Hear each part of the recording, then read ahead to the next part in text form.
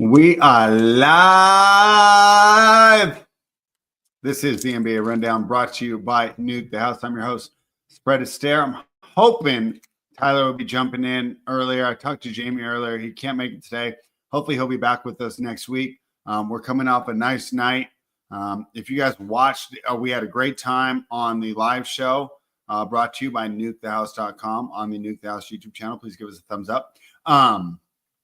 We hit Denver money line. That was fantastic.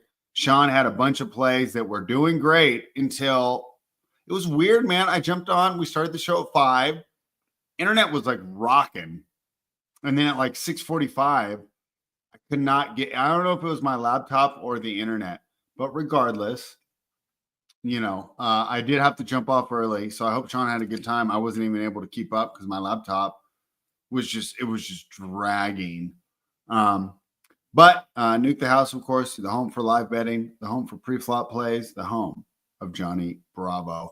All right, guys, let's dive into what we saw last night and what a win it was for the Denver Nuggets. There was a time there going into halftime where I thought, it might be over for the Nuggets. Congratulations to this Thunder team.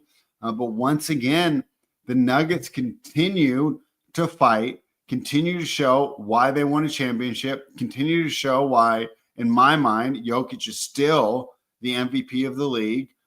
This is no disrespect to Shea, but I mean, just if you flip them, let's just say you put Shea on that Denver team and Jokic on the Oklahoma City team, give me a break, man.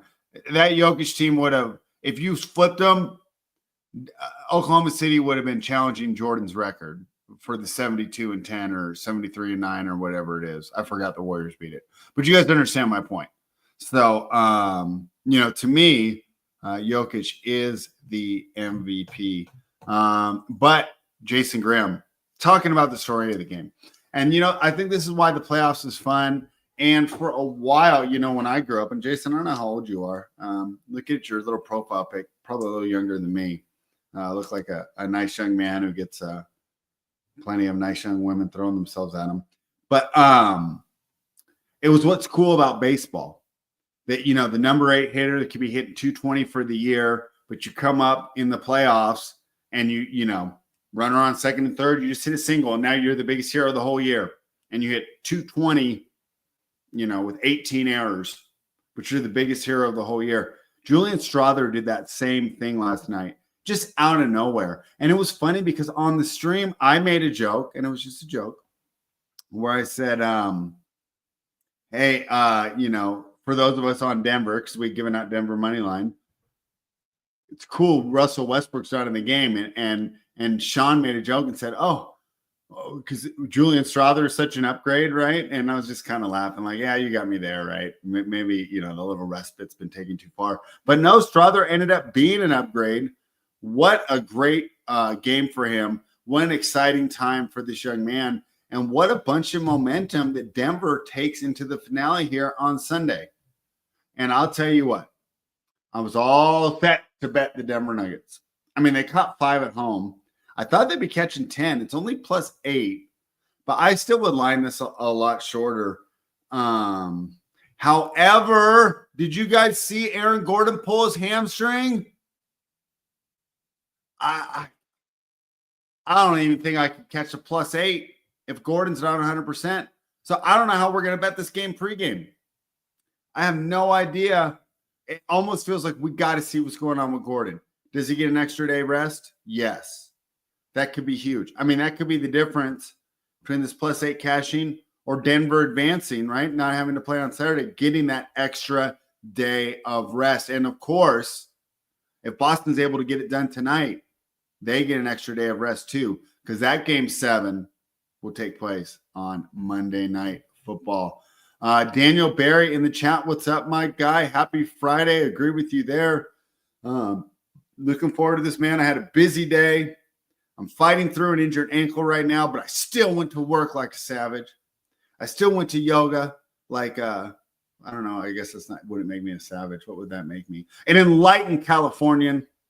And now I'm here doing the NBA rundown for you guys, and I am excited to talk some NBA and then check out these games tonight. So you're right, Daniel Barry. It is a happy Friday. Jonathan Nelson taking the words right out of the mouth. Gordon hamstring is a concern. So just imagine if that Gordon hamstring didn't happen, Jonathan Nelson, I would be on here and I'd say, I thought we were going to get more than +8, to be fair, though. I thought it was going to be +10 again. I mean, that's what game 5 was, right? Anyways, I would have been saying take the points. I like the under here at 212, game 7 unders. I mean, just bet them. Maybe that'll be my angle for the game. But yeah, man, I was really thinking that, this would be Denver's time to shine. If Aaron Gordon's not in there, I just don't see how they get it done. I mean, they're already Jokic and just a bunch of smoke and mirrors, right? As far as how this team gets done. I mean, obviously Jamal Murray had a good game, but I mean, it's not like he's an all-star level player. Jalen Williams, everyone's talking about Jalen Williams, man. Give these guys some time to grow. Give these guys some time to grow. And would you guys be that shocked? Would you be that shocked if Jalen Williams had an excellent game in game 7 and was one of the keys to them closing out this series? And hey, I was listening to some podcasts this morning, right? That's what I do. I'm lifting my boxes and I got an hour commute each way to work. And they made a good point. Is this game on Sunday? Is this for the NBA championship? The same way in 1995 when the San Francisco 49ers and Dallas Cowboys took the field for the NFC championship? We already knew this is going to be your champion this year. Because whoever comes out of the AFC, and it ended up being Stan Humphries in the San Diego Chargers at the time, just is going to get smoked. And boy, as much as I love New York and it's a great story, and hey, Indiana, we can't count them out, and we can't even count out Boston. I would not be shocked if Boston won tonight and then won game 7 at home in Boston. Right? I'm not trying to downgrade these teams. But with no Tatum, the Knicks having so many flaws. I mean, let's talk about the Knicks going into this playoff. Did anyone think it just seemed like a second round exit was just inevitable. It was just inevitable. And now the Knicks are on the verge here of advancing to the Eastern Conference Finals.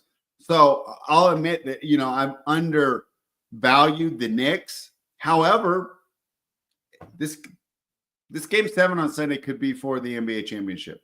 Because in my mind, whoever wins is a clear favorite. And I don't want to downgrade Minnesota either. But I'm just saying, because first of all, even if Denver wins, they're going to have home court in the next round. So they're on the road in round 2 at home for the Western Conference Finals. That's got to be an edge, especially the way Denver's home court is. This game on Sunday might be for the NBA championship, guys. All right. Let's check the chat. I appreciate when you guys chat with me, guys, when I'm by myself. Solo, nukethehouse.com. Jason Graham says, Christian Braun stepped up too, man. We'll see if Strother takes more of MPJ's already decreasing role. Yeah. Or get rid of those rest minutes, because if Russ is going to play the way he played last night, I can't get him out there. Jack says sharpest brains in the game. Oh boy. I hope he's being nice. I hope he's being nice. Patiently waiting for the Thunder to get taken out. So my Knicks Wolves finals tickets. Not bad. I mean, I think Denver's got a great chance against Minnesota. Obviously, Minnesota was the team to eliminate Denver last season. And I would argue that this version of Minnesota is better than last year's team. Although, to be fair, I did come on here in February and said that last year's team was better. So what do I know? All right, Natron means business. It's called momentum, bro. Are you which team or comment are you referring to? And then plus 1,700 to win it all. Bro, like I said, if you guys win on Sunday, I won't even hedge that thing. I won't even hedge. I think they got a good chance to upset Minnesota. But we'll see. Minnesota's been taking teams out. And, of course, Denver got tired last year. Minnesota, and they don't even need the rest. They're a fairly young team. Going to have the rest advantage going into that Western Conference Finals. Whoever emerges on Sunday. Let's go ahead and talk about tonight's game. So this morning, the Boston or New York Knicks were -2.5. They're at to -3. So the market likes the New York Knicks. Man, I wanted Tyler on here today. I talked to Jayme in the chat. He wasn't able to jump on today, but he said he did lean. If you force him to take something. Oh, here, let me double check. I know he likes the over in this game. No way. My projections are wacky. So my projections love the Celtics. Let me see what Jayme said. Sorry about this. I know this is terrible radio. I'll try and keep talking while I'm doing it. Jayme leans the Celtics +3. He took over 210 and still likes it at the current number at 11. Also, he likes Jrue Holiday over 20.5 points, rebounds, and assists. Jonathan Nelson said, okay, so Jack thinks that the Knicks have the momentum. Okay. Knicks -2.5. This is from Johnny Bravo. Seems too good to be true. All right. What we're going to do today, guys, since I'm by myself and me and Tyler can't argue, we'll argue both sides of this game. All right, so I'll start with the New York Knicks. Number one, look at that box score from game 5 in Boston. First, so they had the home court. That's got to be a big deal. Secondly, they were excellent from the field, especially from three-point range. So let me see if I can find those exact numbers. But, I mean, it was close to 50% from three-point range. Would it be shocking if there was some quote-unquote regression there? Derek White had an excellent game. Peyton Pritchard had an excellent game. And we'll see how they go. And we've talked about it before. The first game is always when you want to nail that superstar subtraction theory. However, and I wish Tyler was here to poo-poo this, but now the Celtics improved it to 10-2 without Jason Tatum. And I think, and this is why I love superstar subtraction, I think that oftentimes we overvalue these star players. And if Tyler was here, he'd go, well, who's going to score? Well, guess what? All these guys can score. They just don't have the opportunity. Because Jason Tatum is a better option. Yes, he's a better option. Yes, he's a downgrade. I'm not saying that this team is better now that Jason Tatum is gone. What I am saying, though, however, is if you're looking for scoring, that's the easiest thing for these NBA players to fill up. You know what I'm more worried about? The defense, the passing, the leadership, right? So obviously they're not a better team without Tatum. But this idea that the Celtics aren't going to be able to score because Tatum isn't there is just ridiculous to me. Just like the Knicks, even if Brunson was out tonight. Oh, my cat's looking awesome in the background. Even if Brunson was out tonight, I wouldn't be worried about the Knicks scoring. I'd be worried about some of the other things here. Knicks defense would be good without Brunson. However, what the heck? Am I even looking at the right game here? Let me refresh this. I'm trying to get the values for this game. I'm sorry. I have the last game pulled up. Okay.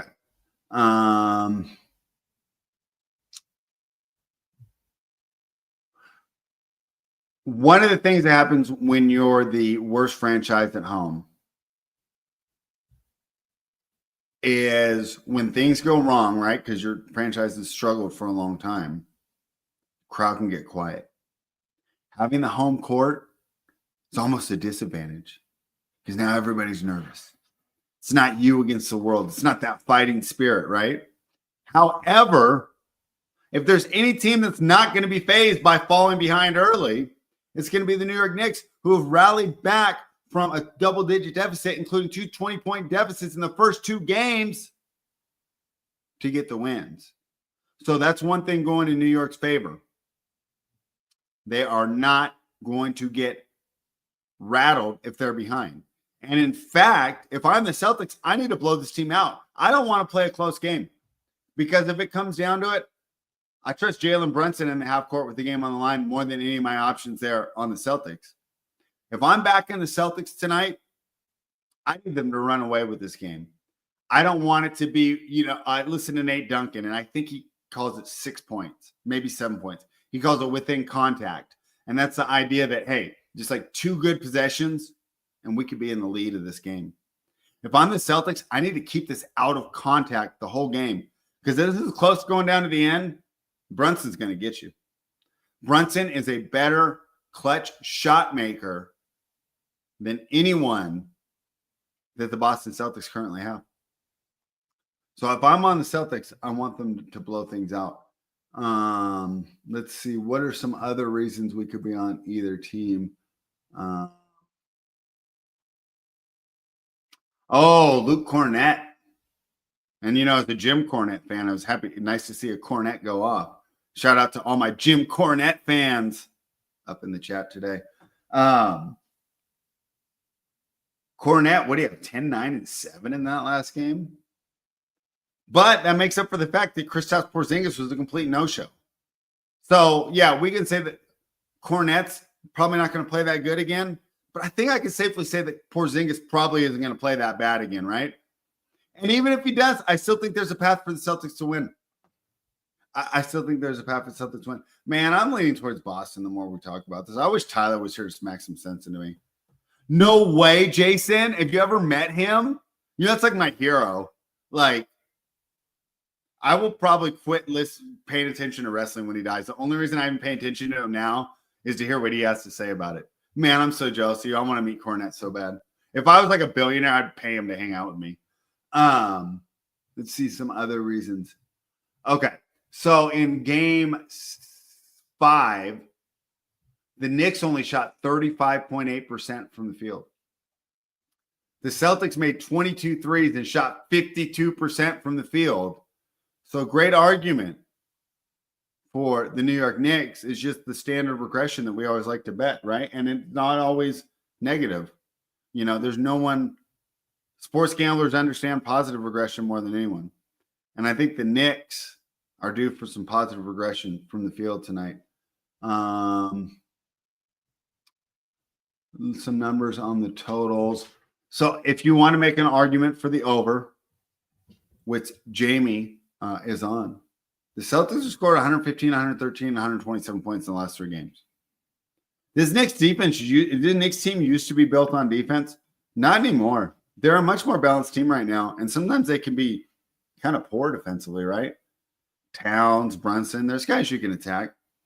You got to think that the Celtics are going to continue to score high. I mean, 115, 113, or 127. If I get any of those 3 or the average of the 3, this game will be over by like 4 minutes to go. And you can just cash your ticket, kick your feet up, watch the end of the game with some money in your pocket.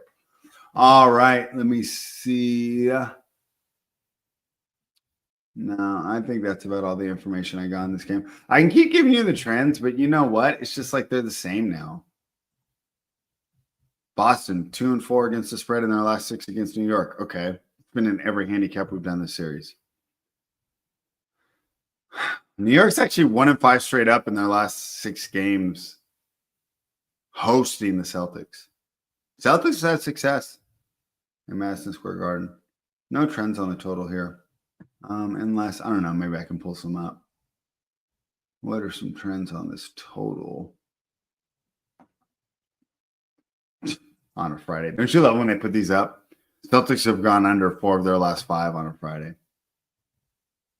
Jason, if you met Jim Cornette, now I got to know. Bro, if you're on Twitter, I'm going to DMing you about Cornette every day. All right. That's about it for me on that game. Man, we might be pretty close to wrapping this up. So my favorite bet for both the games on the slate is under on Sunday. Never met him, huh? Man, what a Kentucky legend. I mean, I love the stories that they get the people going to his house and digging holes in his front yard and him going off. And then the police roll up. Were you the one yelling? All right. I like the under 212. In fact, I'm going to bet that right now. The Knicks just moved back to -2.5. All right. Well, don't hold me to this. So my best bet for the show, thank you guys for hanging out. Under 212 on Sunday. My leans for tonight, Boston Celtics and over 210.5. Final question for the chat. So let's just say you guys agree with me and you're on Boston, right? And I see that Jack says he's only on the Knicks if Spike Lee is at home. Well, you better be on the Celtics then. So if you're on the Celtics tonight, guys, do we take the 2.5? Or do we just grab the plus 125 on the money line? I'm thinking we take Celtics money line. Guys, this game can go either way. If I'm getting plus 125 on a coin flip, sign me up. Give me the Celtics money line. But like I said, if you're prudent and you're trying to just choose your spots, I don't love this game tonight. My favorite play is under on Sunday for the Denver Nuggets and the Oklahoma City Thunder. You got to see what's going on with Aaron Gordon. My final tip for that game is if you are watching live, 3:30 Eastern, 12:30 Pacific. I wish they would have made it 5:30, man. If they would have made it 5:30, I would have gone up and I would have done like an 8-mile hike and got home so freaking tired. Drank my little like St. Ides drink, my little St. Ides weed drink. Those are cool. But no, it's on at noon. That's stupid. I wish it was on in the evening. Regardless, 12:30. Tune in. Look, only watch Aaron Gordon. If he looks like he's moving okay, grab the Denver plus the points immediately. If he's not, lay it with the Thunder. Nuke the house.